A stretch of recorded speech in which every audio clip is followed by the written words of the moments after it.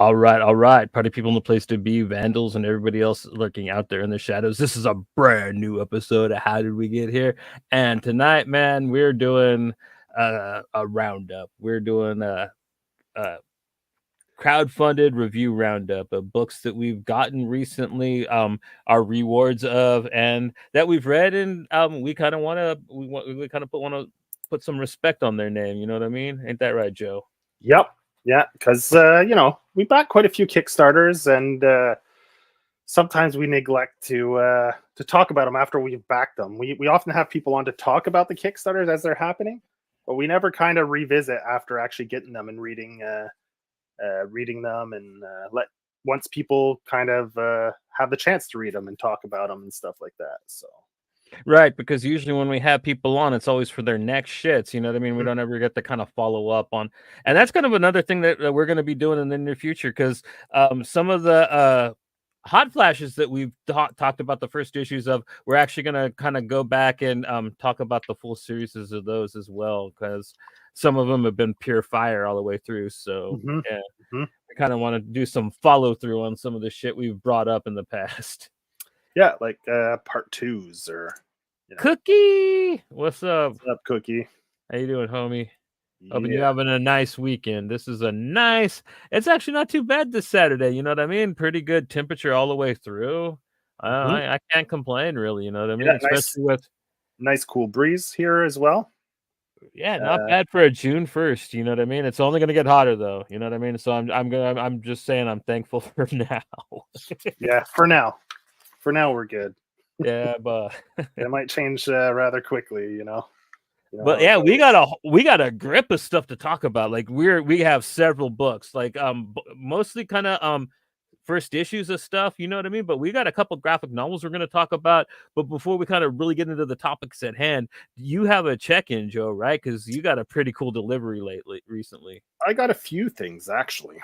Yeah, boy. I got well, so did you. We both got an order from the book outlet. Yeah, goddamn book outlet. But I also got an order from I ordered stuff from Amazon, so I got the wrenchies. Yes, sir. We're going to be talking about some Farrell Dalrymple in the near future. He's one of my heroes, and kind of a lot like some of the shit we're going to be talking about. Yeah, we both got a hold of this because Rick Spears, yours came from the book outlet. I got mine off Amazon. From the book outlet. Yeah, which I realized after it came from the book outlet, so I saw that they had it at the book outlet, which I got screwed on that one, but whatever.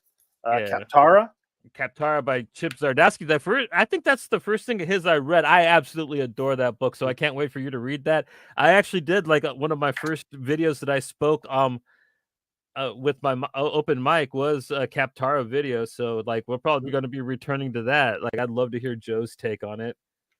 Wolf Volume 1 and 2 by Alice Cox.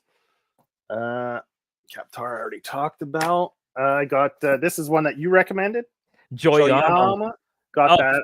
Open that up and flash some art of from that really quick, dude. I love the way this one looks. Got it heavily discounted from it's from a British creator, but he really nails a really cool dichotomy between European and Japanese. He got manga with some Mobius, man. It's a beautiful book. And this is a double whammy. This is a combination of book outlet and Amazon. Kings of Nowhere. Yeah, another Johnny Rec. Actually, you recommended this Kings of Nowhere at the same time as you recommended this one. Yeah, at the end of last year. Yeah.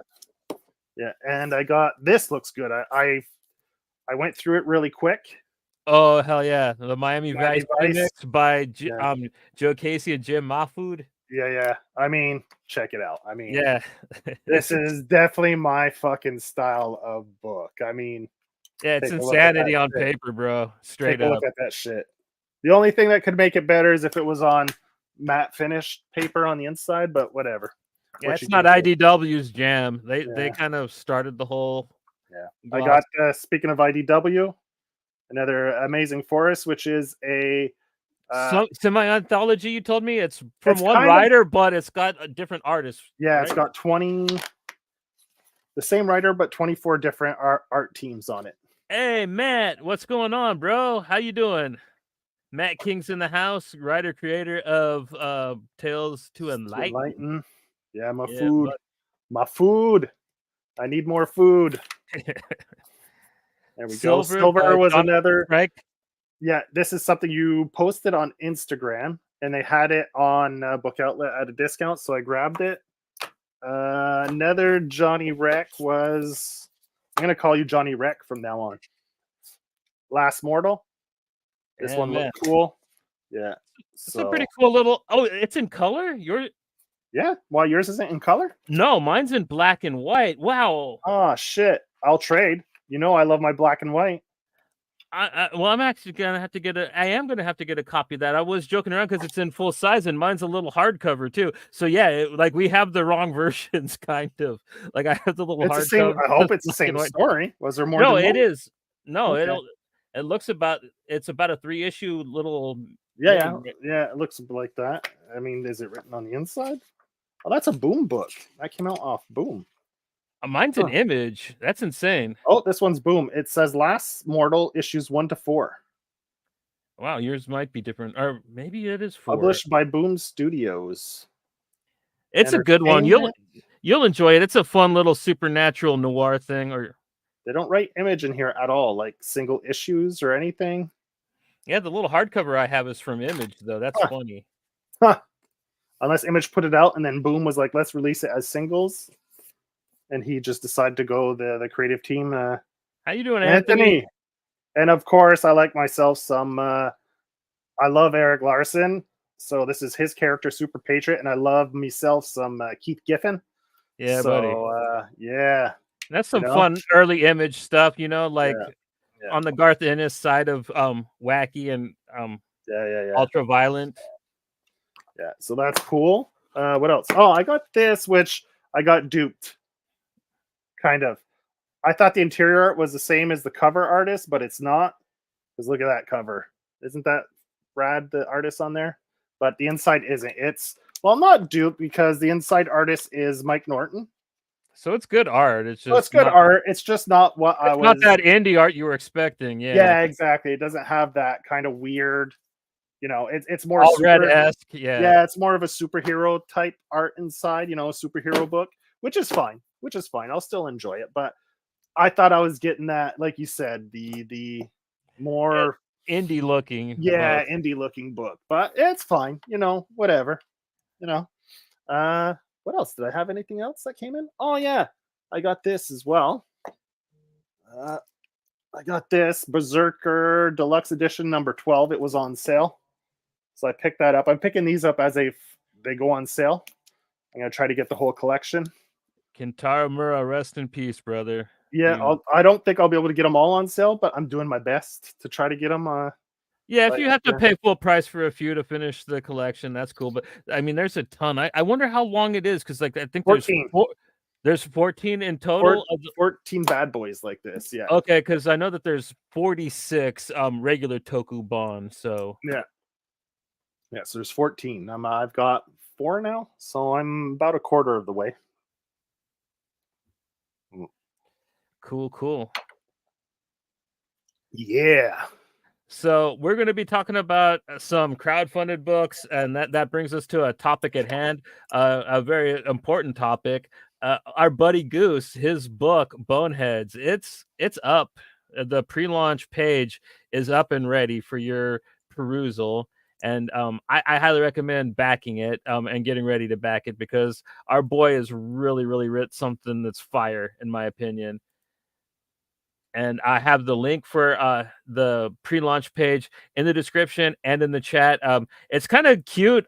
Goose is going by his real name, which is kind of funny. Like he almost hates his real name as much as I do. So it's kind of cool to see him go by Christopher. You know what I mean? Whereas like I would have opted to totally go for Goose. You know what I mean? I kind of want that kind of nom de plume that's like one word and like kind of artistic and eccentric at the same time. Maybe his parents said they'd disown him if he got published and he didn't go by, and he became popular and he didn't go by the family name or anything. They'd be like, "You're out of the will, dude." Yeah. You're not our son anymore. Uh, Go but yeah, live. Go to the pond and live with the geese, man. one more time. And then one thing that I can show you for this rad thing is our buddy Adrian Koleric. He did a variant cover for Goose's book. And it's probably one of the most disturbing things I think I've seen Adrian ever draw. I mean, look at this thing. Like, it is terrifying, dude. I don't even know how he did it, man. It's I just, love his Magnola-esque zombie creatures in the background. yeah. The Fucking teeth, man. They're yeah, just kind of got the gnarly Paul Pope teeth, you know what I mean? I like it. yeah. But I don't know what it's just like, it's a pretty simple cover, but like it just unsettles me, man. Like he nailed it. Like it is a creepy, like kind of gross cover. You know what I mean? Way to go, Adrian. Yeah. Goose was stoked to get him on there. Yeah, Do man. a He's got a cover. couple more variants too upcoming. But Yeah, yeah, that he already had lined up. Yeah. I they're not my announcements to make, but yeah, our buddy Goosey's got some pretty cool shit lined up for this campaign. So I highly recommend, keeping your eye on it. Yeah. Okay. Yeah. What So how about you? Do you have a check-in? what Matt said, I guess there's 14, and I guess they're still collecting More them in coming? hardcover. And not to mention Kintaro Mura, like they got other artists that are going to be finishing it off. I think Bronson, the guy that did Fist of the North Star, is working on it, as well as some other people. So they got some top talent that were To, homies of his to to close actually it out. yeah. So yeah, thanks for that, Matt. I appreciate the assist. I kind of get you know blonde sometimes, like derp derp. But yeah, I do Nothing, have a check-in. I although got nothing wrong with blondes, so people don't get all no, worked up. it's an old joke, you know what I mean, from when I was a That's kid. It right. was when it From was the '90s. acceptable. When it was From the acceptable '90s, to folks. God damn it. when it's Fucking acceptable to grow up. tease blonde girls, yeah. Yeah. Get a fucking sense of humor, people. There we go. But yeah, my check-in, I got a bunch of books from the book outlet, but I don't have them loaded up to Flash. So, but I did read two of them last night. One of them I got was one of Ben Temple-Smith's two of his earliest graphic novels collected in one tomb. It's called Bloodstained Sword, and the other one's called Demon Father John's Pinwheel Blues. It's really disturbing, man. It's probably like one of the grossest things like Temple Smith's worked on. I highly recommend checking it out. I think you'd dig it. Kind of reminded me of Severed by the best thing that Scott Snyder ever wrote. Yeah, it's Mhm. like on that level. And then yeah, the Bloodstained Sword, it was pretty cool. It's just a straight up kind of like samurai noir story. I Mhm. recommend it, man. And then I also read funny because we're going to be talking about another one of his books, The Ride by Doug Wagner and other creators from 12 Gauge Comics. And yeah, that's a really early noir book that they did about a car. Pretty much it's this Camaro and like the weird adventures and fucked up things that happen to and with the owners of it. I highly recommend it. It's a blast, man. It's a really fun series, which kind of reminds me of like some news that you showed me that Charlie Hunnam's going to be playing one of the main characters in the Ed Brubaker criminal show on Amazon, which is pretty fucking exciting, man. I didn't know that they were doing that, and that's pretty good casting. I'm pretty sure they got him to play Tracy Lawless, which Yeah. I think is a wonderful casting. Well, other people were suggesting the other character you said, The Coward, I forget his. Howard, or yeah, you said his name when we were chatting, but anyway, yeah, yeah, those are the two that people are speculating. I don't know how reliable that information is, but I saw it, so I just decided to repost it. I can see it happening, and it's good casting if it's true. Yeah, Yeah. yeah. I like him. He's cool. So Yeah, I have a lot of fun, especially when I've seen him in a couple noirish type things, and he's got an acumen for it. You know what I mean?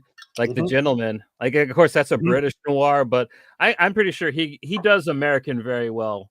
I remember like when he was cast as King Arthur, he was talking about how hard it was to be British again after doing Sons of Anarchy for all Anarchy for almost 10 years. yeah, Yeah, he said he got back and like he didn't have his accent at all, and like Guy Ritchie was setting him up, and like he had to remember how to be British like again. motherfucker. Uh, Yeah. Mm. So, anything else to check in? No, not really, man. Mostly just reading for the show, which I've been Yeah, enjoying, same man. here. Like we read a lot of fun stuff for this evening, so Yeah, yeah. We weren't sure what to do, and I was like, we haven't done a crowdfund episode in a while. We do talk about, like, we've talked about Adrian's book, obviously. We've talked about in the past, let's say, Axe Wilder John. We talked about, we talk about the occasional Kickstarter that we've gotten that's uh like here and there. But yeah, what but was the other one? this time we went out of our way to actually both read it and Yeah. so we could talk about it and actually have a little bit of a discussion about these Mhm. ones. And So then the other one was what was the one really liked it? Pissant? Oh, there was Pissant. Yeah, we did Pissant for James Edward Clark. Mart Vallis. I mean, we've done a couple. But No, the other one, it's like a fantasy Mobius type. oh, slightly exaggerated. Slightly exaggerated. That was super Curtis good. Clow and Yeah, Pius yeah, Bach. yeah. Such a beautiful book. Yeah, we talked. So we do talk about it occasionally, but we haven't done a dedicated episode to crowdfunding in a while. So we thought it'd be fun to go through all the stuff we've gotten in the last little while, and we'll go. We picked a few, we read a few, and we'll talk about them tonight. Yeah, man. You want to get started? Yeah, sure. So we'll go with La French Ninja. This is a book done by his name. The comic is a Cosmogol 66 Comics. Let me pull up the cover here. There we go. There's the cover. Yeah, and his name, I don't know if it's his real name, but his name is Gorka Ustaraz. So it's a French guy. So it's a his book is still on Indiegogo, so you can go back it. He offers it in both French and in English, so you can go check it out there. So yeah, so that's the cover. And one thing we love here on the show, And uh, gimmick covers, man. or Or cool not ones not done really right. gimmick, but yeah, like cool covers. So we have a good die cut cover here. This is the cover. So you have the little ninja guy, and you see his face there from the die cut through the mask, which is pretty cool. I enjoy that. Let's do it one more time because I enjoy a good die cut cover. And I think it's all black and white. So the only thing in color is the double cover with the die cut. Everything else in this is completely in black and white. So let's go. And uh, read this. I thought it was really fun. If you're a kid that grew up in the 80s and 90s, like the whole ninja craze in the 80s, all the ninja movies. So this book kind of talks about. It's called La French Ninja, a true story. So it's basically a retelling of his obsession with ninja, being a ninja as a kid, going and taking karate classes with his friend. So you see that's like his. He goes into the dojo. This old guy teaches them karate, and this was actually a strip he did for a newspaper. So he did a 2-panel strip every. I don't know how periodical it was. If it was every week, every 2 weeks, but it was a newspaper in French that he did it in this strip, and he did this crowdfunding to collect the whole strip and print it in a single volume. So as the art goes, it tells a story of him as a kid. So we'll go back. That's him playing soccer. Soccer's popular in Europe. And then as the story progresses, you can see his art starts to evolve as well as the kids. As the kids grow up, his art style. So it's just beautiful to see the parallel between the And that story of the kids maturing and you see his art style maturing at the same time. And it's just beautiful to see how a story and the person as a creator, how they both mature at the same time. And it was fantastic. Like, as you can see, I mean, come on. yeah, Like, it's killer to see when an artist shows you like their progression, you know what I mean? yeah. And Like, I hate that like a lot of them go back and try to redo their yeah. art. Like Like, don't look do at that, man. I love watching yeah. you So grow. look at the detail here. Okay, let's do the sensei. This is kind of the way the first quarter of the book looks, right? It's very, very stripped, simple, like a little more simple. Then, then he gets more complicated, more interesting layouts with the background, with the laughing. I don't know if this is an homage to a Joker cover. It looks like it might be with Sam the Keith laughing. looks like Yeah, Sam Keith art, man, straight yeah, up. yeah. And like look at the veins and the hatching work, the lines. It's much more dynamic. and just the details he goes into with the sensei, you know, like look at him here, look at that compared to him here, like the evolution of that art from this is near the end of the book. So I mean, and it's great. Anyone who grew up, he talks about the ninja craze, the movies. Then it goes on to as he got older, you know, him and his friend would dress up as ninjas and run around the town trying to fight bad guys and stuff, you know, find crime and fight them and like bullies and stuff. And then all of a sudden they start getting a little older. Mortal Kombat comes out, arcades, and it blows their fucking minds. And then they talk about how they found a comic shop and were introduced to look manga and anime or Japanime as we used to call it back in the 90s. Yeah. And they saw Akira, right? And that just blew their goddamn minds. And this whole thing tells this whole story about basically almost how this comic was born. All this influence. It's basically he's writing about his influences and how this comic came to be. So I found it a super fun read because I'd assume this guy's probably almost the exact same age as me because yeah, he said Japanimation in his comic. yeah, you know, like yeah. So, you know, from like the ninja craze back in the late 80s to early 90s to like Mortal Kombat when he was getting close to high school. Yeah, so the coming of age, Akira, you know, so I'm sure this guy like this spoke to me. This is like almost like it could mirror my childhood, right? So it was fun, and I love the art and the progression of the art. Great stuff. So you can go to lafrenchninja.com. You can go find the information there. You can go find him on Instagram. He's on Instagram. He posts quite a bit of art there. So you can either follow. Yeah, Gorka Ustaraz. You could go see it. It's written down here, or you could go to Cosmogol 66. That's the name of his comic company. You type either one of those in there on Instagram, you should be able to find his profile, and you could go follow his stuff there as well. Fun stuff, really fun stuff. Hey Chase, what's up, man? Yeah, my food rules. Yeah. Hell yeah, brother. All right. So what do we got next, Johnny? I want to go with what kind of started us down this path is auto leads because I hit you up to see if you were checking this out, and this is put out by Lesser Known Comics, our buddy Mark Bernal's company, and yeah, this is by a dude named Brandon DePillis, and oh, dude, this book, it's kind of like the La French Ninja. This is a really kind of just cute, kind of reminds me of a Cartoon Network show. Like you have this weird setup where this house is being watched by like this government agency, and they're kind of keeping tracks. And you know, the dad is making this sourdough that's become sentient, and it's eating fish and stuff. It's really funny, really. And meanwhile, the daughter, she has an eldritch demon living in her room, and her mom wants her to clean it, but she can't because the demon keeps trying to beat her up. So her and the demon have a fight, and she kind of kicks its ass. And it's really cute, man. Like I had a complete ball. This is just simple, silly fun. I would say this is an all-age book, right, Joe? I don't think that there's anything. It seems to be. It doesn't seem to be too graphic or anything really out of place in nature. So I think it's safe. You could young teens could read this for sure. There's some kind of goofy parts with the government, the agency that's watching them. They kind of have like wig outs where they yell at each other,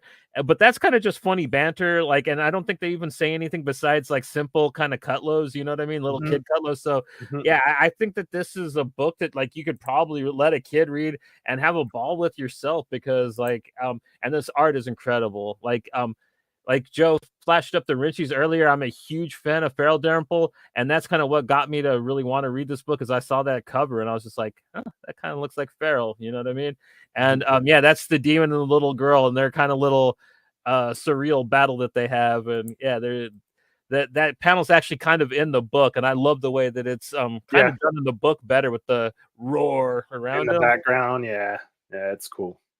And yeah, this is kind of also I would say a little anime inspired a bit, but kind of a more just like I said, Cartoon Network ish, man. I can totally see this It reminds me of something that would come on after Samurai Jack or Megalex XLR. You know, one of those shows. I think he has some work. The creator has some work in another Kickstarter. I don't know if it's on Kickstarter or not. I don't remember if it's. Let's see. But I'd like to get Brandon on the show since we kind of talked to a lot of lesser known guys. Anyways, we're gonna have David Lujan back on the show in a couple Saturday. Weeks. Next Saturday. So yeah, it would be cool to get Brandon on here to talk about like what he's got going for the future oddities because I'm hooked, man. Like I want to see where this goes. It's such a cute book. Mm-hmm. Yeah, it was fun. I like his art style. He's got kind of that. Matt, we're going to be talking about RL a little later, man. So yeah, he's going to have his time to shine, and yeah, we're currently interested in what he's doing too. Yeah, we got him on the docket as well. Yeah. Oh, snap! Brandon's here. Yeah, we'll talk to you on Instagram, I guess, man. Get that set up, like killer, because yeah, I am very, very interested to see. What's the other book you're working on presently, Brandon? I can't remember the name of it. I can't remember what it was, but I don't know if it's on Kickstarter or not, or if it's going straight through lesser known. But yeah, Brandon's. I think it's an anthology series, and I think he's doing some work on it. So yeah. Mm. Yeah. Cool. That sounds pretty cool, Matt. We'll check that out. Yeah. I love European stuff, so hell yeah. Like I've seen a few German comics. It's a scene that I haven't really got into. I'm mostly done French and Italian and some Polish. So yeah, German would be definitely. Oh, that's it. It's a horror show presents The Early Bird. That's what it is. Is that on Kickstarter or is it just straight through lesser known? I couldn't remember if that's what it was. I'm pretty sure it's Kickstarter. I think Mark and them do everything through there. I know there's a few things like the last one by what's his name? They did the rat race book. I think they did it straight through lesser known. I don't know if they did a Kickstarter for it, but okay, and they just kind of did it through the website. Yeah, some of them they're doing it just through the website. Other ones they're doing Kickstarters. I think he's kind of playing around. Yeah, but they're doing a campaign for it and everything. So yeah, we could have you on to talk about that too. Promote that. You have a little. Yeah, so that's cool. Cool. Hell yeah. Mm-hmm. Horror show anthology. Yeah, and Brandon definitely has a style. Like, you know, it stands out. It doesn't look like you know, anything else that's out there. No, I mean, so. His street here. This looks like Denver to me. I'm pretty sure that I got. That's what it looks like, man. Like, so. Yeah. So it's definitely a fun read. Go pick it up. I don't know when the second issue is coming out. But yeah, it'll be fun. It'll be fun. This is ready and available at Lesser Known Comics, right? Yep. Yeah, you can go to the Lesser Known website, pick it up there. Mm-hmm. In physical and in digital, I believe, right? Usually they have both available. Yeah. So yeah, this is widely available. I think you could probably maybe get it on global because I think Lesser Known's doing a lot of stuff through there too. They used to. I don't know if they do anymore, but they used to have some stuff there. But definitely for sure, lesserknowncomics.com. You can go there and pick this book up there. If you prefer digital to physical, you have both options. So help Brandon out, help Mark out. They're all good people at Lesser Known. So. So yeah, and auto leaves, man, like it's a blast. Like I said, man, if you got a kid and you want to have like some wacky fun with them, get this book. Like, and if you're not, and you just kind of want something that's not that doesn't have its head up its ass and just is there to just entertain and be cute, like you can't go wrong with this, man, in my opinion. Like and the whole fighting the monster to clean a room thing. You know how like teenagers or kids always come up with the dumbest excuses not to do their chores. So it's just funny that, you know, you have a literal monster there stopping her from cleaning, you know. Well, and the funny thing is the government agency don't seem to know about the monster. They're there for the bread. They just know about like the actual yeast, the evil sourdough that's the dad's growing. So like the little girl's demon is kind of like a just a wild card in the mix. You know? Yeah, it's a wacky book. It's definitely out there. It's fun, really fun. Yeah. So yeah, and we'll probably be having Brandon DePillis on to talk about it soon. So yeah, killer. Yeah, awesome. All right, what's next, Johnny? Well, I mean, since we got it loaded up, well, you want to talk about Vile?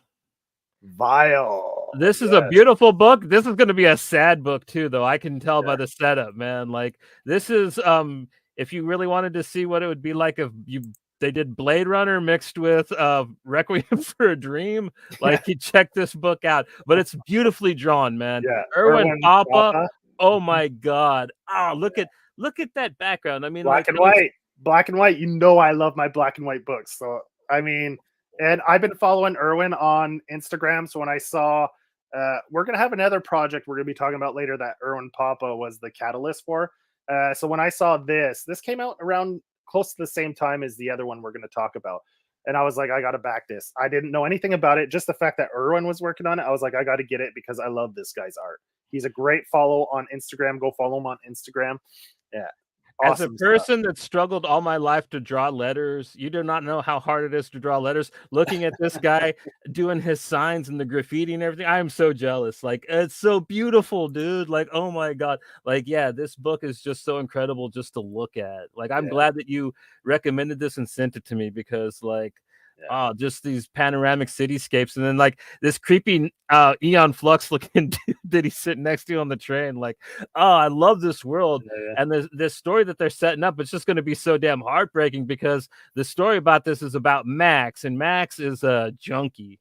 No way to put it besides that. And they really want to settle that fact into your brain during this right off that opening sequence where he's talking to the other butt guy at it's some kind of they're at a meeting. an NA meeting. And like he's kind of scratching lottery tickets while the other guy's trying to talk. And then like when the guy confronts him about it, he like says that like he read the dude's file and kind of outs like every bad thing he's ever done. So Max is kind of a piece of shit, you know what I mean? Yeah. And like the catalyst for the story is like he gets a drug. He takes a drug willy-nilly because he thought it was his normal score, and when he does it guess turns him into like a superhero-ish thing or a monster. Basically, it's just how we left at the end of this issue, and it's kind of devastating. Like I said, man, Requiem for a Dream, like, and it hits hard, but like it is so gorgeously rendered, man. You got Warwick Walker, who's the writer, and you got Erwin Papa, who does all the art and letters. So so it's a two-man team, and I love these sequences. He does a few of these, the 16 panel layout to show the action, and I just love these types of layouts. It's fantastic. Great way to show action. There's his cityscapes, like you said, Johnny. Fantastic. Chef's kisses, dude. Look at that. Like, doesn't it make you jealous? Like, like drawing letters is so damn hard, and he makes it look just so putting all those details in. Like, I don't know how long. Drawing windows and stuff like that, it's a pain in the balls, dude. It so is, and like, and he just makes it look just so right, so proper, and kind of easy, man. Like. Erwin Papa is incredible, and I didn't really know of him until you sent these to me and were like, "Hey, check this out," and I'm blown away, man. Like he's another one I might want to. Great stuff. Yeah, I love it. Probably would like to talk to. The fact that this book was black and white, I was like, oh, fuck yeah. The first issue, it's a good like 80 something pages, right? It's a pretty. It's a thick boy, you know what I mean? It's a good little graphic novella in of itself. So yeah, it's definitely worth the whatever the little kind of hefty price you probably paid for it was. And yeah, I can't say anything besides I highly recommend it. And do you know if and when they're going to be following it up? Because I have no clue. I haven't seen anything announced or anything. But I mean, if it did well, I'm assuming they'll probably try to get back to it. I kind of like to see where this goes. I kind of just want to see this city more, to tell you the truth. Like, and you know, look at that. I mean, and you had some panels you wanted to flash. Yeah, and talk about. Because this is definitely a showcase. Like Erwin definitely shows that he's capable. It's a school on how to do comics, especially black and white. Like I love his use of positive negative space. Just a silhouetted scene here of him whistling. I mean, fantastic. Look at, like, in between, you see the alleyway, the height of the buildings. It just frames him out perfectly. So beautiful, so beautiful. Um, what else did I have here? I have, he can go into great detail with the hatching, all this stuff. I Oh, the mean, chocolate, yeah. yeah, like look at the details in the hatching. He goes into it. Like I was telling Johnny, it's kind of got that he's got a little bit of an manga style, but Johnny said more anime. But yeah, it definitely got that Japanese influences there. Then he can go super simple, clean with cleaner lines. Like really, really clean it up with the weight of his line work and stuff, and just fantastic. He does great action scenes. Look at all, like, that's a big Yeah. thing now. Doing the The motion lines, like emotion lines, yeah. Like, look at showing this. the vibration. Yeah, Yeah, dude. Look like at he that. does great action scenes like that. Great panel, and I love black and white comics for this right here. The play of positive and negative space, how the foreground is the negative space and it frames the background, right? Is what's clear, and it just frames it perfectly. And like the graffitis in white on the walls, you kind of see what's written, and I just love, like, he does a fantastic job of using positive and negative space. Like, I mean, it's a tour de force. And later on, we didn't want to give anything away, but there's some later panels during the transformation. His art gets more of that indie, weird, grotesque style to it. Like, he really showcases what he's capable of. It's a tour de force of like, he just throws everything at this book, and it's fantastic, fantastic. Yeah. It's definitely not the junky noir sci-fi that we read in school. Yeah, yeah. And according to Matt, he's going to be doing a book called Angriest Warrior, and then he's going to do back to Vile after that. So he Okay. is returning to it. Just he's got another project that he's working on right now, which is cool. More from this guy is not. As long as he's got more coming, that's all, all I need. So from them next, is that going to be the same him with a writing team? So the same two dudes? I don't Yeah, remember seeing that at the back of the book. Anyway, Matt probably knows him, man. Matt knows everybody in comics. Remember, yeah, I bet you, I bet you Erwin drew something for him. I guarantee you. Knowing Oh, Matt, one of the pinups, possibly. Yeah, or no, like Matt just remember he told us he just gets art from people. yeah. He So it's buys. the same creative team. Like, I love this book. So, man, if they're doing another book together, I'm in. I'm sold. Yeah, yeah. And yeah, there's a bunch of pinups on the back of this one too, from a bunch of different guys like Kevin Anthony Catalan, who's fantastic. That's a Space Knights dude. He's starting to do some work on He's going to be on the TMNT show. He's going to be on the show in later this 2 weeks. month too. In Yeah, 2 2 weeks. weeks, yeah. 15th. Yeah, Kevin's going to be coming on. So yeah, he did one of the stories in the second edition of Tales to Enlighten. Yeah, yeah. You had a bunch of artists on that one. I think. Yeah, yeah. So yeah, I figured, yeah. Matt knows Irwin's everybody. awesome. Like, I love his work. Fantastic stuff. Yeah, go pick that. It's worth it. If oof, just for the art alone. Like, I like the story too, and I think the next issue is going to be a doozy. It's going to really probably, like, it was beautiful. The setup, great setup. It's a first issue that sets. I think it's going to set up for an action packed issue 2. So. Yeah, the way that they just set up how um sympathetically pathetic Max is, I think that, like, yeah, it's just gonna drive home. It's gonna be like a deconstruction of the monster story. You know what I mean? I think it's just gonna be a really sad take on, like, Frankenstein or that type of thing, which Mhm, is something we're gonna kind of talk about a little bit later. But mhm, mhm. I think that might be in the direction that Vile's going as well for poor Max. You know what I mean? But yeah, I can't wait to see where it goes. It's Yeah, another one that's yeah, it's good really, stuff. really interesting and exciting. How long ago did that Kickstarter run, Joe? And when did you get the book for it? So Maybe 6 months ago, I'd say. Not more than that. Roughly that, I'd say. okay, so it is exceedingly new. I thought it was because Mhm. Yeah, within I think at the end of 2023, there they wrapped up their Kickstarter and got the books out. Yeah. Killer. Yeah. Next up. Next up, we have DayBlack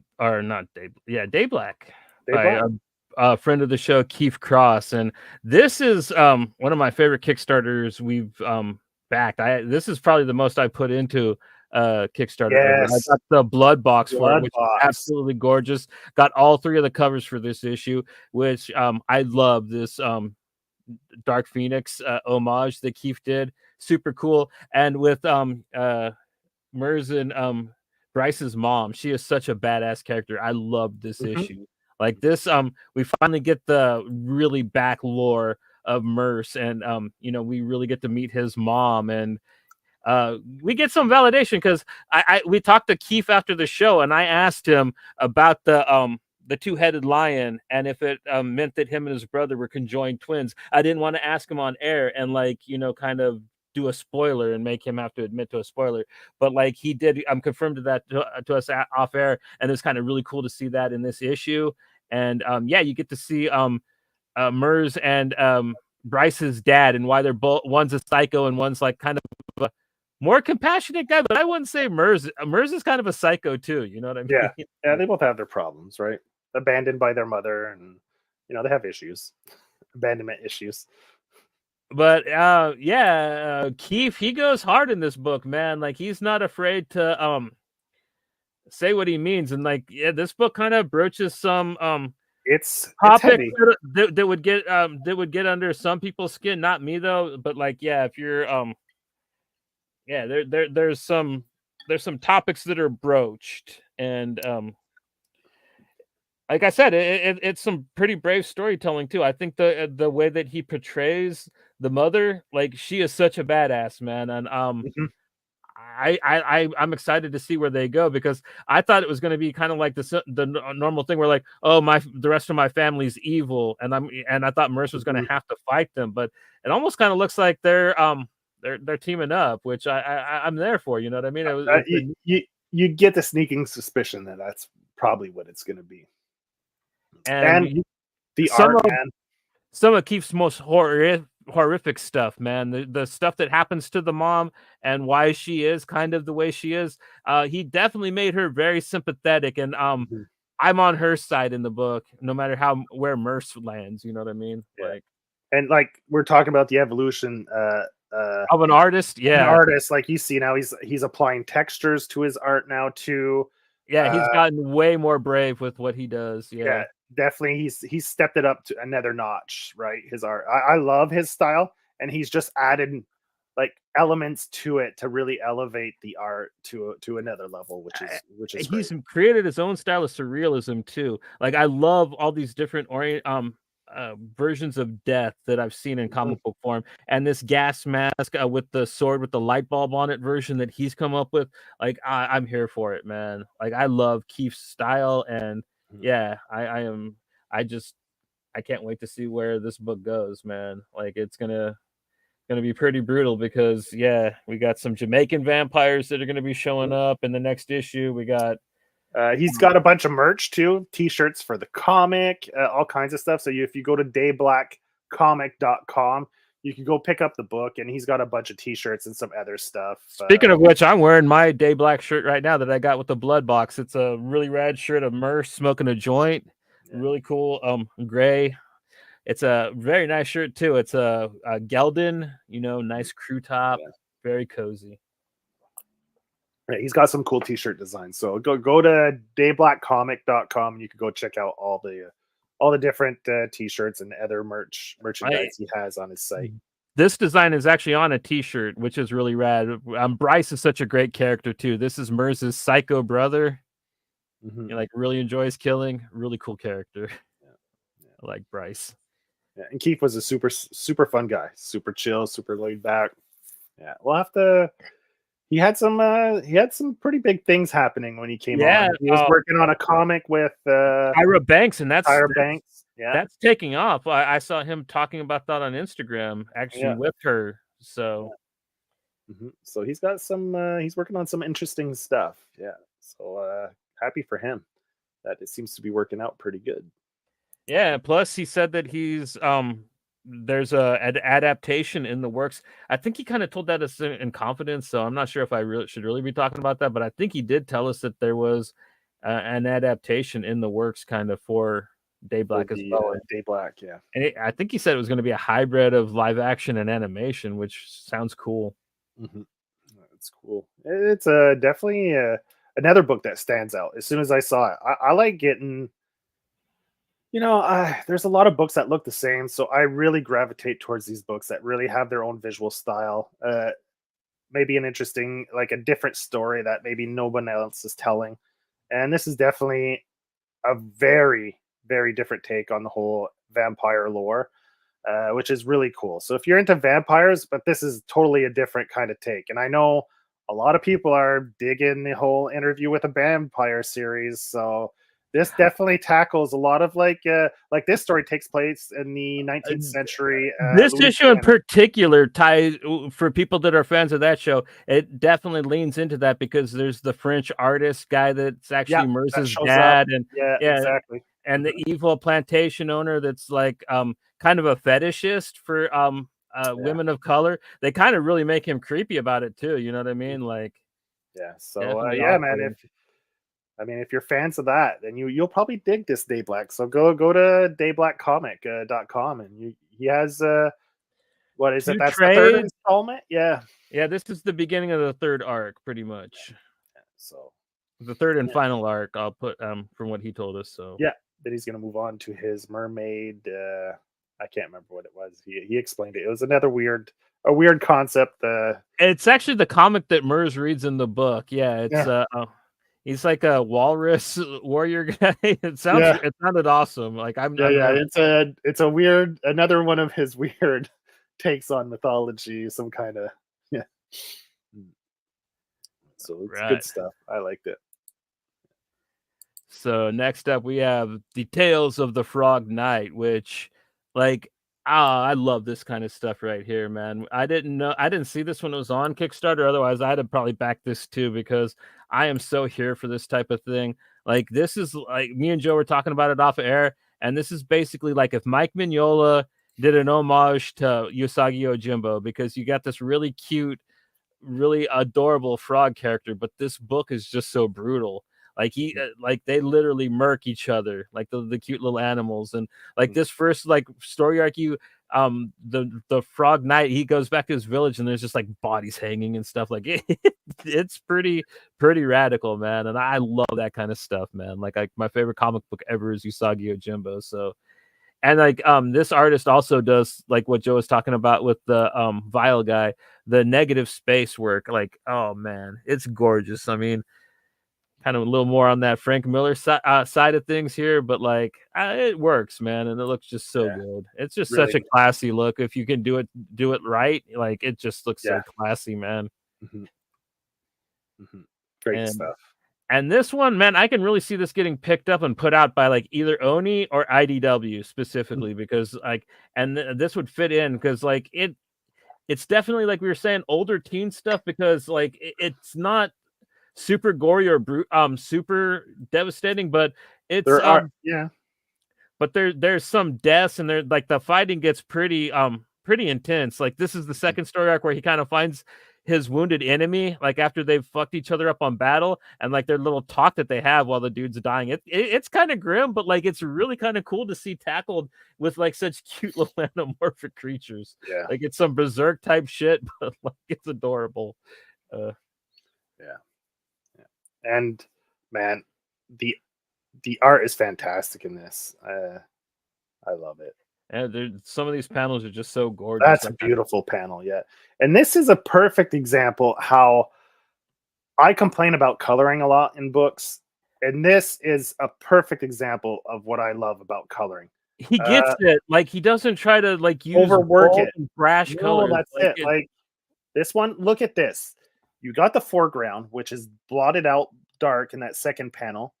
You have him in the middle ground, the frog. And then the background is just muted colors within the same palette, but just slightly darker, lighter. So it really pushes. So you create that atmospheric perspective, and nothing's like it's not competing. The background, the colors in the background are not competing with the colors in the middle and foreground, right? And it creates that depth of field, and it's done perfectly. And it's not overworked. It's simple. It's fantastic, fantastic work on the coloring. Like, I mean, I, I can't praise it enough. Like, I love this book. The coloring, I think, is done to perfection. Perfection. And it's a 60 page. I think there's 10 or 12 little stories in it, man, and it's Yeah, kind of just his little adventures. Yeah. yeah, his little errands because he's basically like an errant knight for this kingdom and kind of like the stuff that he has to do. And you kind of see some returning characters in there. And I hope he does more with it, man. I could see this like going like Usagi Yojimbo for like 40 years. You know what I mean? Like, And it's cool at the end, in the back of the book, he shows the evolution of the character.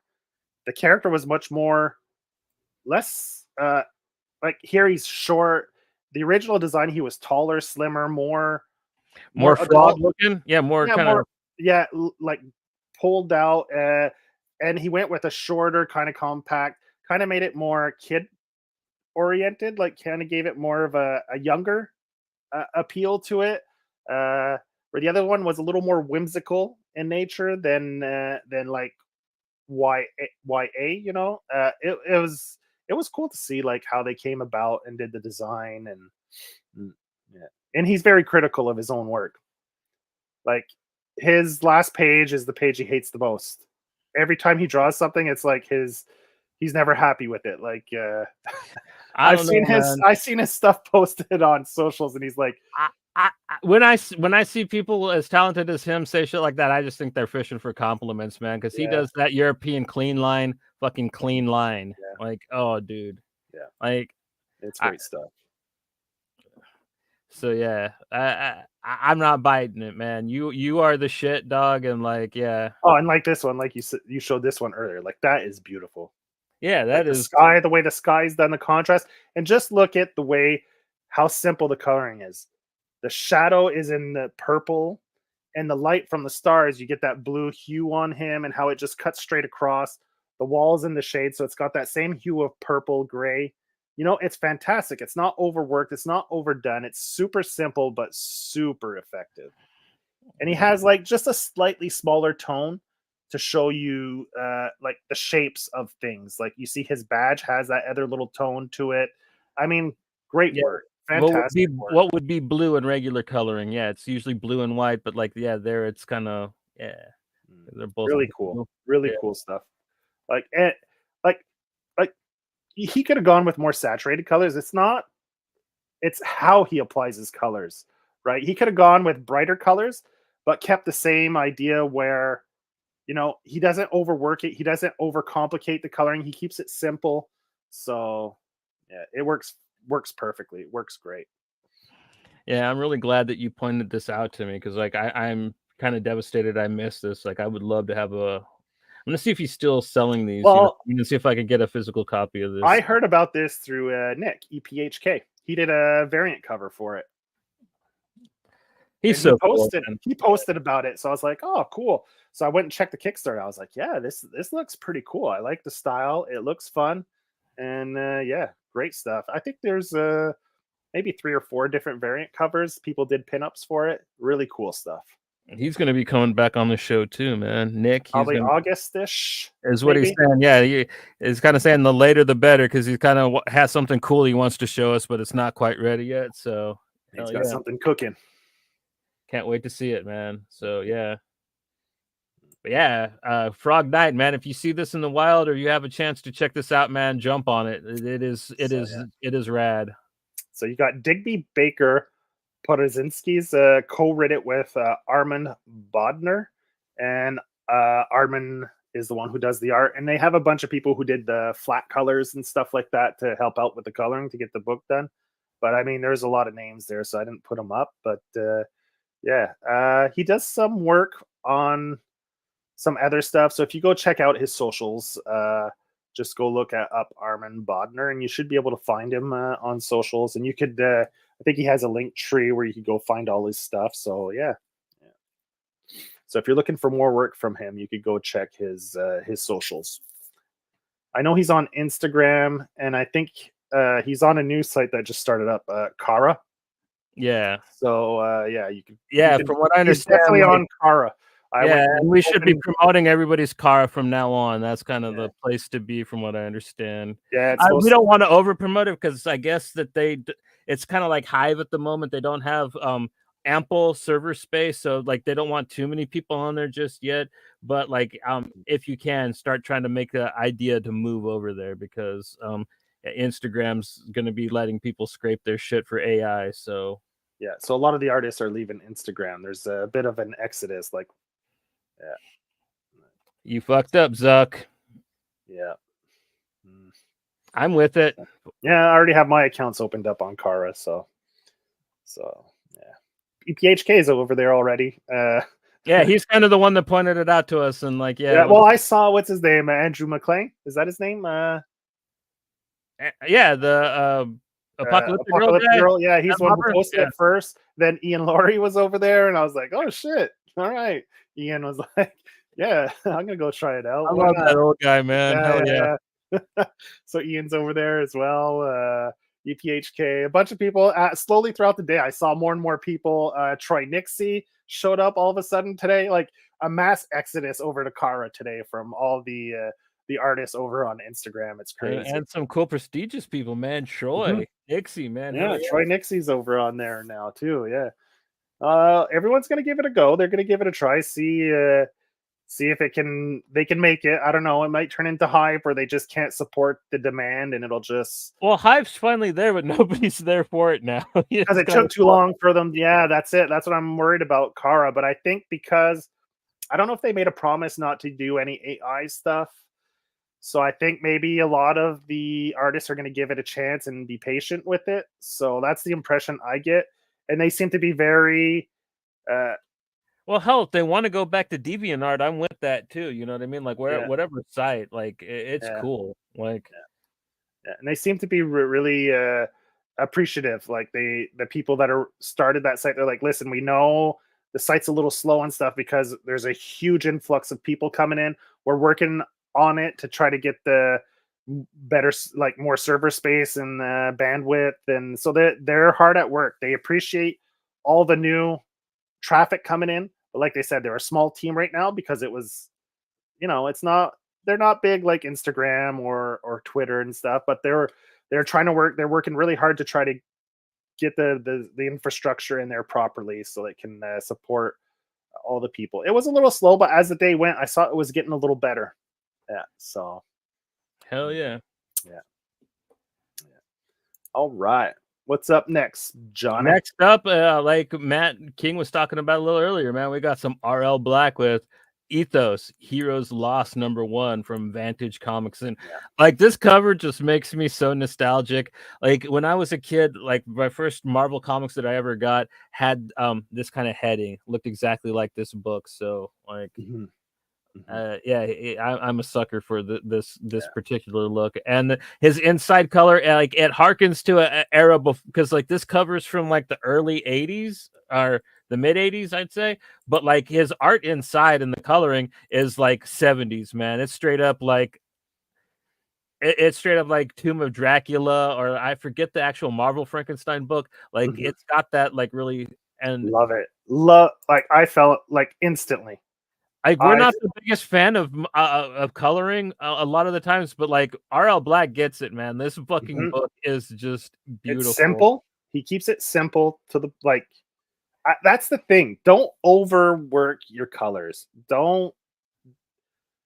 What's the saying? Too much is not enough. You know what I mean? Like come on, like don't. Yeah. Yeah, his coloring is just insane. Like Joe kind of put me onto him. I kind of was a little late getting onto him, but like I'm really happy I checked this out, dude, because this book is a really kind of neat retelling of the story of Frankenstein. Basically, like in this telling, he was brought to life by Nazi magic. You know what I mean? Pretty much. This is very it kind of reminds me like of a Rob Zombie movie. Like it was what I was telling Joe when I was reading it. But like if they got Trent Reznor to play Frankenstein. Mhm. sexy Frankenstein. And Yeah. It definitely looks like Trent Reznor. I find some of the shots anyway. So I don't and know if he used any pictures of Trent as reference, but especially the jacket he wears it's got that Trent Reznor style from like back mid career, I guess, when he was started going like clean emo, like more preppy emo, you know. and this harkens back to this really reminds me of like old DC Comics war like the war horror comics that Mhm. they were putting out and like Star Spangled and I And I forget what love they're this, called. like Yeah, when he's sneaking up the behind that. eyes, then him. Yeah, it's just great how. Yeah. And if you love like really good just gore against Nazis, man, this book's full of it, man. Yeah.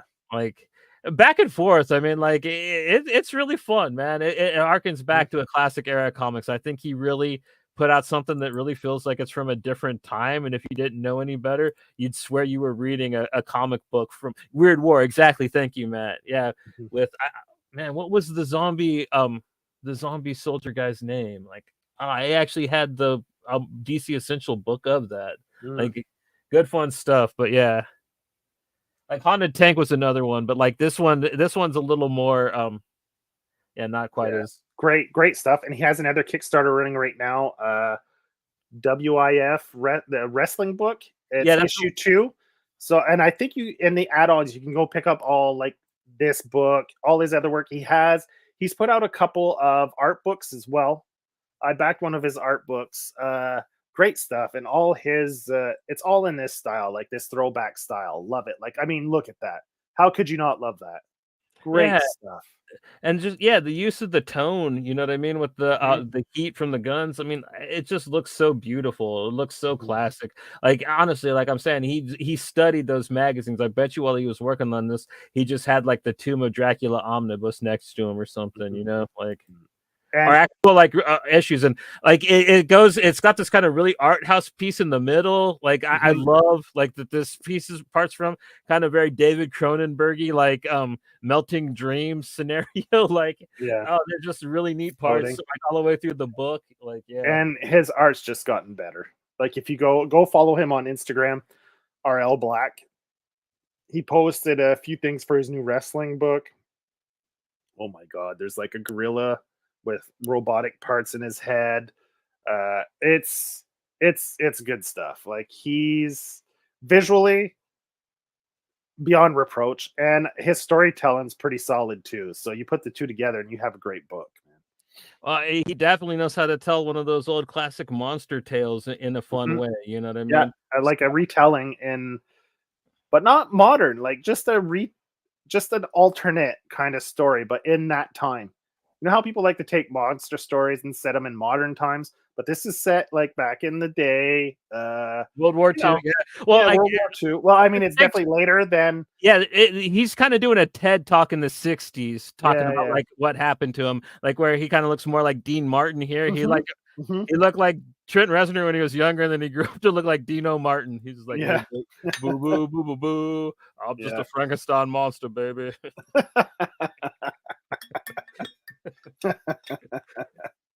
Yeah. So yeah, man, and he's a one man team, so he does all this on his own. So it's great stuff, man. Very Yeah, impressive. Yeah, so yeah, he's definitely a name to be looking out for. And like, yeah, this is a really fun book. So if you and it's 80 pages, man. It's like a little it's a yeah, full-on graphic novella, or I think at that point it's an actual graphic novel, right? I think anything over 65 pages or 68 pages. So yeah. I think that's it qualifies, right? Yeah. even though it's covered like a issue, like yeah, Mhm. it's actually a graphic novel. So yeah, that's pretty cool, and I highly recommend it, man. And yeah, I'm not the biggest fan of wrestling, but like, yeah, I'm definitely interested in actually checking out his wrestling comics. So yeah, Yeah, yeah. Well, I'm backing it. So I already backed the first one. I'm backing the second one. so yeah, we'll probably talk about those in the At next one one of point. these we do. Yeah, Yeah, maybe we wait till we have the second issue, and then we could tackle like more of it, like issue 1 and 2, to see kind of where the story's going and dive into it a little more. And he's supposed to come back to this. He said he was going to come back to Ethos, and I hope he does because I love that monster, the Universal monsters take, with the different, you know. yeah. I mean, to tell you the truth, like there's one going on right now in Big Two, and I think that this is way funner than that. You know what I mean? I think it's Big Two that they're doing Was it Big Two or RDW that's doing it? the one by James Tinian. Yeah, that's at Marvel, DC. I'm I not don't know. I remember seeing it. The Lagoon one. The Creature from the Black Lagoon by Ram V. I'm actually excited for that because that's like Yeah, some obscure shit. yeah. Like all these And Universal Ram's monsters. pretty good at doing obscure like Mhm. monster stuff. Like that's what he lit the world on fire when he did Savage Swords. So I guess I guess I am kind of looking forward to some of that. But this yeah, this is one of the better and more fun takes. But I don't know. I love the idea of Frankenstein's monster, and I'm kind of here for like a lot of takes. But yeah, this one is particularly a pretty fun one. It's definitely a tropey, I guess you can say, but like it's a trope for the time period and the type of comic he was trying to do. So the trope just helped him nail what he was doing. So Yeah, like, for sure. I don't think of it as like a detriment that it's tropey. I think Yeah, that's what made it a success. You yeah, know? yeah. And it's good stuff. I really enjoyed it, and I love this guy's art. Fantastic stuff, man. Fantastic stuff.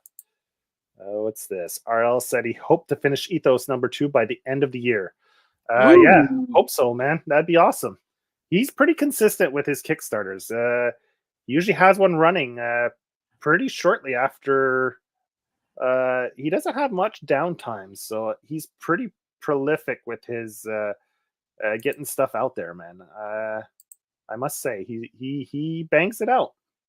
Yeah, and it looks great. So like if I could do what he does and have that turnaround time, like that's like I said, man, he's another one that just makes you jealous, don't he? Yeah, yeah. He's got his whole vibe and style down. He's dialed in, man. He's got Oh, that coloring, like, oh, let me just show it one more time. Where's that orange page? Here we go. yeah. And I don't even like orange. It's like one of my least favorite colors. And like, But I mean, when you use it well, it's effective, right? yeah, dude, that just looks so good. Yeah, yeah, yeah. All right. So what's up next? Next, we're back to Mr. Papa. We're going to be talking about the Oh, Sewer Boys anthology thing. This is kind of one of those what are they called? Bootleg versions. They are mhm, redoing the first issue of Eastman and Laird's Ninja Turtles. But what's mhm, cool about this is like for certain pages they'll have a bunch of different artists take on it, you know what I mean? So like it's a little confusing to read, but it's kind of neat that like if you really showed up and shined on something, like even if somebody did it too, like they still let you have yours in there as well. mhm, Like I think that's nice, you know what I mean? And it's not very participation trophy. Like the art that's in there deserves to be in there, in my opinion. Like these are mhm, just, I didn't know, like if I just clipped from this book, like that's all I would have to have is samples, because like there is just some really neat and cool artwork, and not all of it like is drawn as Ninja Turtles. Like some people will have their own versions of their characters. Like like right here. yeah, there's a Biker Mice from Mars. There's one of the Street Sharks. I'm not sure. Is that a Samurai Pizza Cat? And I'm not Yeah, sure what the Bobcat guy back there is yeah, from. Oh, that's a SWAT Cat. Okay, so Samurai Pizza Cat, SWAT Cat, Biker Mice, and Street Shark. Okay, yeah. and then here's like them doing the X-Men #1 cover, but like Mhm, Ninja Turtles, and I love that Techno drone and that Super Shredder, dude. That yeah, is uh, yeah. Pretty cool stuff. Yeah, and really good shading on that, man. this is a concept where it's Ink and Drink. Ink and Drink Long Beach is kind of like this, I think, live stream where a bunch of artists get together, and I think they come up with a theme and they all draw a theme, and and they all share it. And I think it was I don't remember, but I think uh, you and Papa was one of the guys who came up with the idea of doing, let's redo the first issue of Ninja Turtles, and we'll each pick either a number of pages. So I think there's what? How many artists are on this? It's crazy. Like there's a lot of artists, and they pick either specific pages. So the way it's laid out, sometimes you'll have three like page number threes. You'll have three different interpretations of page number three by three different artists, and it's pretty fun. It's interesting. It's a fun exercise for sure. Like And some people draw the turtles like super turtle-like, and other ones draw turtles like you see turtles from the comics. Some people didn't even draw turtles at all. So it like I told Johnny, it can at first it takes some getting used to, because sometimes you'll read the same page 3 times in a row by different artists, and then it moves on to the next page as a story evolves. But you get used to it after a while. So I think it's about 150 pages total. Yeah, I when it's think. all said and done, because all the different takes of the different pages, yeah, like it's a pretty decent sized book. Yeah, and it's another black and white book, because original turtles were black and white. So yeah, yeah, good And stuff. did they do this in physical? Did they release it at Yeah, all? yeah, Okay. yeah. They did it in Do physical. they still have it for sale? Like, I'm not sure how, like, with these Uh, bootleg things, like how exactly you can sell them, right? And be able to make money, because that's kind of the defeatist purpose of it. Like yeah. that, that's Um, there's but a like bunch of pinups. There's tons of pinups too. but is it for sale still? Do you know? Or was it only available through the Kickstarter? I It might only be available through the Kickstarter. You'd have to go on, if you go on Erwin Papa's page. I'm sure you could probably find a link, and they might have. I don't know if they just printed the exact number of copies. Nathaniel Ozzolo is one of the guys who helped Erwin out with it, I think. I'm not sure where I'd have to go and check. I'm not sure if it's still available anywhere. Yeah, but let's see. You got Jerome Cambanadin, Bob Kurthy, Philip McVeigh, Kevin Anthony Catalan did some, Philip McVeigh, Bill McAvoy, Jimmy Mondo, Chris Anderson, Al Gofa did a story, one in it. A guy named Loch Ness Wolf Okay. Mungus. You can still get it on Irwin's store. Matt saying, okay, I'm not sure how. Like I said, Yeah. I'm not sure like how the legal stuff works on those bootleg things, like how litigious Nickelodeon gets with that type of shit, or IDW would. Nick Like, I'm not Cattle. I sure mean, exactly who owns the comic book rights. I guess it's probably a yeah, shared thing between the two of them. I'm not sure yeah. how So, IDW and Nickelodeon share the ownership. yeah, that's what I thought. Irwin, you go on Irwin's page there on his go find Irwin on his Instagram. He must have a link in his profile. He probably has a link tree where you can find all his stuff. Yeah. But those bootleg things are pretty fun. Like that Barry Windsor Smith Wolverine one that you got was really Yep. cool. Schlepzig worked on, and Yeah. Do I have it kicking around here close? so Anyway, yeah, those things are always a fun idea. You know what I mean? And yeah, this one's pretty cool. Like I highly recommend checking it out. You know what I mean? If you're a Ninja Turtles fan. Yeah. And Ninja Turtles are fun. I thought the concept was a fun concept. Irwin was part of it. Irwin Papa, Anthony was part of it. So I was sold right there. I was like, damn, sold. And like we're saying, Anthony's starting to do some work for IDW with the Ninja Turtles. So Yeah, he's actually doing legit work. He's doing covers for covers. Yeah, yeah. He's his second cover for it should be coming out sometime soon. So he already did one with Rocksteady and Bebop, a really beautiful cover. You go check it out. A really nice cover that Anthony did, Kevin did for them. So yeah, go check that out, man. Hell yeah. And Space Knights too. Space Knights was awesome. Yeah, Space Knights is. Yeah, if you like that Alexis Zurich type stuff, or in the vein of, I don't mean to, because No. they're definitely different. Yeah, but because he has a little bit of I find Daniel Warren Johnson vibes to him a little bit too. Yeah. Superman book. Speaking of bootlegs. Oh, okay, cool. I know the Kurt Burdick one. Like I have that, the Death of Power. Yeah, the Death of Power. That was pretty cool. Pretty fun. Yeah, I His like stuff- Kurt's stuff. Yeah. Kurt's twisted in my kind of way. So yeah. Yeah. Yeah. I like Galacto kind of better. I hope he gets back to Galacto, but yeah, the Death of Power shit's pretty good. Yeah. Yeah. Galacto's fun too. Yeah, that first issue of Galacto's my jam, dude. That thing is just so Stupid out goat. there. The Yeah, stupid goat, like the scared goat. Yeah, I fucking cracked up laughing on that. Just a stiff goat on the side of the panel. It's too funny. I guess he's a fan of those goat viral videos. oh, Yeah, to everybody put it loves into them his goat comic. videos. Yeah, when they're on stairs and it happens, they or on a box and they flip over. Yeah, scared goat videos are awesome. Yeah. All right, what do we got next, man? Next up, we're hitting a big dog, man. I didn't know this one was as big as it was when I recommended it and sent it to Yeah, you. We're yeah. doing Endless Wheat Paste, Catalytic Conversions by Pidge. And I got this because it really reminded me of a book that I've talked about several times on the channel in my earlier solo videos, a book called Multiple Warheads. And I wasn't wrong, man. Like, I think Pidge was a big fan of that book as well. I'm not going to put words into her mouth, though. But like, this book got me right off of Jump Street with the nostalgias, because she breaks it down with this really cute story about like how she got into comics, which I'm a sucker for. And like, she talks about going to the grocery store and her and her brothers hiding the comics that they wanted that they Yeah, didn't have because they don't money have for. enough money. I used to do the same thing, man. And that hooked me right away. I love this book right off the rip for Yeah, that. And the way that she draws herself as this kind of weird jellyfish character. Like, I don't know. yeah. Octopus, jellyfish, whatever it is. Yeah. I love it, man. I like this book. It's really cute.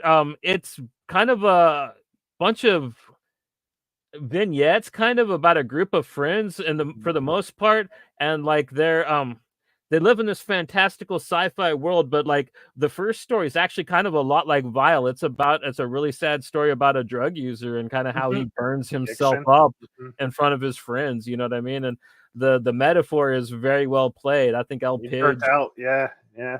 like, very Mhm. well done. I and in a way, also, aside from Multiple Warheads, I think L. Pidge is probably a really big fan of Carla Speed McNeil's Finder, because this kind of Mhm. had some Finder vibes for me too, which is a book I really love. Dark Horse puts out the library editions of those. If you've never read Finder, oh my god, like that is such a good book. But yeah, this has vibes of that too. But like this one, like it has a wide cast and it shifts between them. My favorite parts is like probably around issue 4 when Chug goes into space, and Mhm. um but like the art is just so gorgeous. I kind of the coloring, it's done, I believe, by Pidge's partner, so I can't really criticize it because it's kind of a team doing it, and like their little breakdowns are really cute. But I kind of wish that the coloring was a little subtle.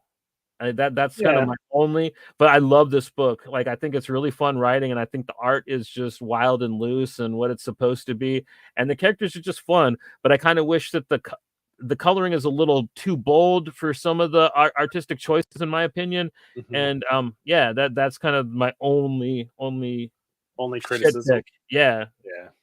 but like this book, like I backed it, and it was something around $22. So I figured it was only going to be like a 100-page thing. This thing's like 300 pages, man. Like, I got my money's worth plus some with this Mhm. sucker. So like L Pidge is like, Yeah. There's some fun stories in there, like slice of life, surreal stuff, like you said, sci-fi. Like it's got a little blend of different things in it. So it was a fun read. yeah, it's like slice of life kind of romance stories ish. Mhm. Like it, Relationships. as the book goes on, it gets more carnal. Like, it starts off very kind of saccharine and bitter love, but like as it goes on, it gets a Mhm. little horny. You know what I mean? Pidge gets a Mhm. little wild with her storytelling, has a bit more fun with it, Mhm. and yeah, it loosens up, and you kind of see her grow artistically through the book as well. So Mhm. this is another where you see a young artist kind of grow. So yeah, I Mhm. definitely recommend checking out Infinite Wheat Paste. You know what I mean? It's Avery Hill Productions.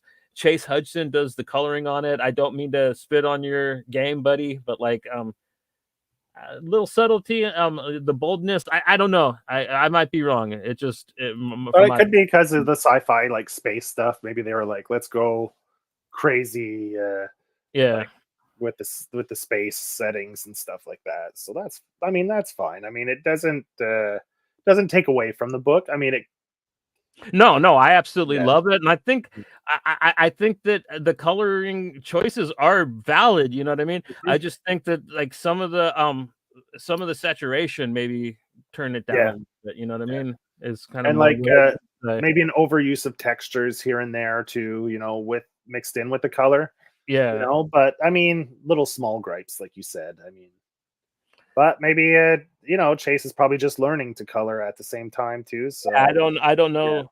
Yeah, you can't just become Laura Allred. You know what I mean? Like, yeah, yeah. who Or I guess coloring perfection in my opinion, or at least for who she works with most of the time. Like they just are perfect together. You know. mhm, mhm. Yeah. But yeah, Lee like you said, Lutheridge, you know what I mean? I guess yeah. is Or my favorite, Matt Hollinsworth, yeah, Hollinsworth. Stewart, Dave Stewart, I think is Yeah, another good one. yeah. Yeah. But That's we're talking about him next. Like Dave Stewart's in the next book we're talking about, I believe. is he? Yes, he is. Yeah. Yes, he is. So I guess we'll segue to that then, all right?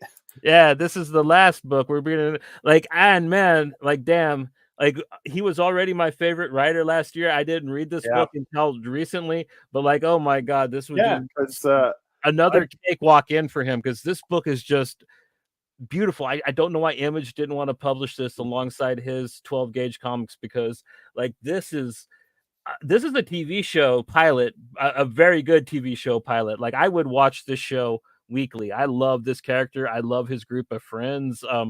I love the evil Jake Gyllenhaal cop. Like it, like yeah, straight up and I backed Jake this Gyllenhaal. to get the hardcover for plastic because it's an oversized hardcover he was putting out for plastic, and he was offering Narco in hardcover as well, the collected edition. So I was like, oh, double.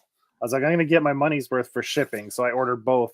I'd never read Narco, so I was like, fuck yeah, I'm gonna pick that up. I've already read this, and he has the follow up arc, which should be coming out. I'm not sure when, but he's been posting teaser different It's covers. near future. But like the cool thing Mhm. about this book is when you first told me about it with the name, I thought it was just going to be another drug book. You know what I mean? Yeah, But like yeah, it, yeah. it's really clever.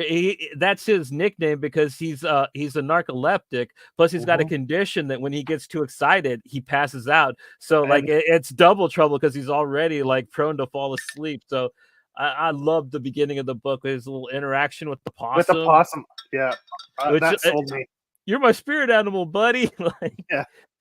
and then yeah, and then you meet his friends, which like they're all just such caricatures, but like, oh man, like it's really cute. Like it's not as grotesque and as kind of grindhousey as Doug's other stuff. Like this is like I said, I could see this completely being on TV or like a Netflix show because like it has that man, what was that show that Elijah Wood was on with the holistic detective guy? Like it's got those kind of vibes. Oh yes, Dirk Dirk Gently. Gently. Yeah, Yeah, like yeah. that type of stuff or what's his name? Justin Jordan did a book like this too called John Flood, which was really fun about like a goofy. Well, this guy doesn't start out as a private eye. He accidentally becomes one. Him and his friends become one through this story arc, which Mhm. yeah, he's an accidental detective, but like the mystery in it's kind of paper thin. That's my Yeah. one gripe for this. But It like was. It was. you You figure it out pretty early on. right away, but like that's not the point. You really just like the Yeah, journey and the goofy friends and like the interactions. because his stories, Doug's stories, are always fun with Yeah, really fun, interesting characters, and this one's no different. You kind of feel, you and definitely feel for him. You some neat know, art choices, man. I love Mhm. these room Apartment breakdowns. layouts. Yeah, Yeah. breakdowns that they do every so issue or so. Like, oh dude, like it's Mhm. a really cool crime story, man. Like Mhm. it's Fun. um And yeah. I just love all the possum. When I saw the possum, I was like, we get a possum that comes around here every spring and fall. So yeah.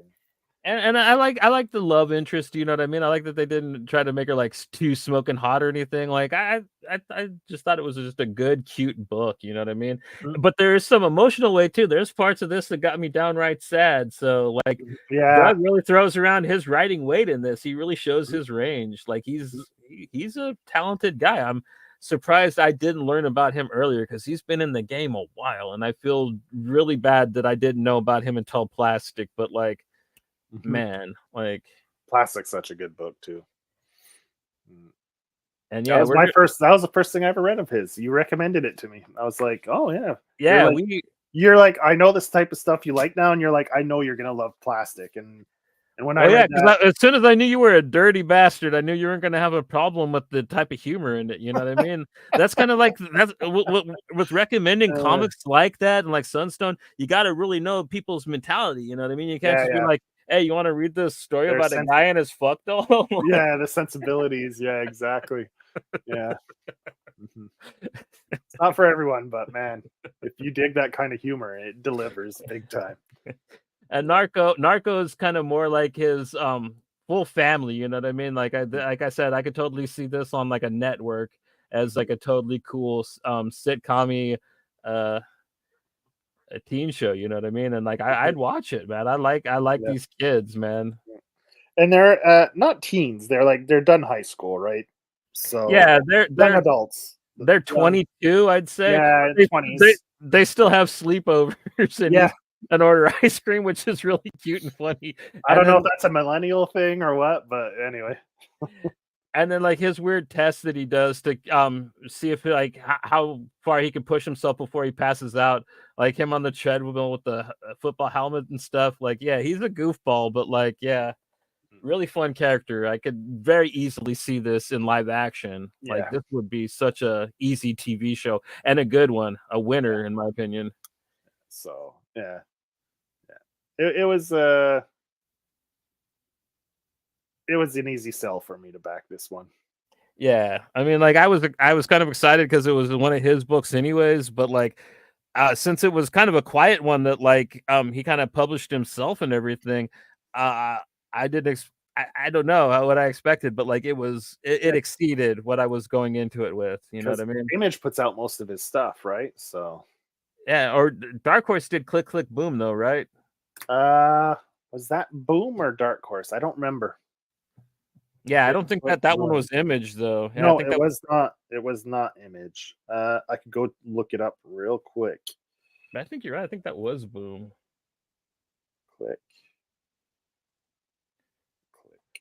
Wonderful book too. Yeah, this one's kind of more on the Click Click Boom side of things than like Plastic, Vinyl, or Plush. You know what I mean? Those are like his more degenerate type books. But I'm here for whatever he does. Like he's got a very good variety of writing styles. And was it Image? And Daniel Hillard is like a frequent collaborator with him, and like, oh man, I always loved his artwork too. It was Image. Click Click Boom.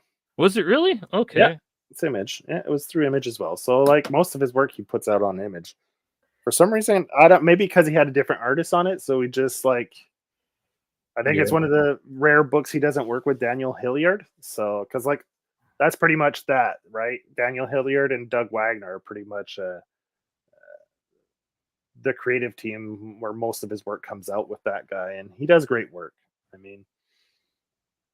He makes me think a little bit of Norm Brayfogle sometimes. His facial expressions and stuff on his characters, like the way he draws them sometimes with the eyebrows and shit, especially for the guys. Yeah, he makes me think of Norm a little bit with his facial expressions and stuff. So, yeah, the way he draws smiles on guys and stuff. Yeah. But yeah, man, that's pretty much our show. Like I like Narco, like you can get that off of the 12 gauge comics shop, and I highly recommend getting it. Like most of Doug Wagner's stuff, like I read like some of his really early or somewhat early, I don't know how early it was, but like the Ride Volume 1, I think from 2004, like it was him and Collie Hammer and the rest of the 12 gauge guys when they were just getting started. And like, damn, like he was sharp right out of the gate. That's a little kind of like 100 bullets, but it's more about a car than a gun. But yeah, and he did most of the writing on that. There was some done by Cully Hammer, and like Ron Mars did a little bit. So, but Yeah, 12 Gauge Comics is like it's like an Image, his own like version of Image, like him, Coley Hammer, Justin Pearson, a couple other guys, like all got together and kind of started that themselves too, kind of like their own little version of it. And that's what he publishes his stuff that I guess alongside Image, because most of his stuff you'll see it does have the 12 gauge Yeah, it has it. logo on it. I think he has it on all his stuff, right? Even the stuff. Yeah, because he's the artistic director for the label, so like I think he's always going to try to push it. You know what I mean? Because his livelihood's kind of tied to it. Like even vinyl, you see, has the 12 gauge just below the Image logo. You have the 12 gauge logo as well. Yeah, the body target. Yeah, so it's his imprint, right? That he. But well, he's one of the guys that works for it. Yeah. So just like Skybound or Shadowline or. Well, he put, unlike those guys, he actually puts stuff out independently if Image doesn't do it too. He's got a few books like Yumi and Narco and stuff that are just released through 12 gauge that are really good too. Yumi is a really fun book about an assassin that falls in love with the pop singer. It's another one of his kind of more lighthearted-ish ones. Mm-hmm.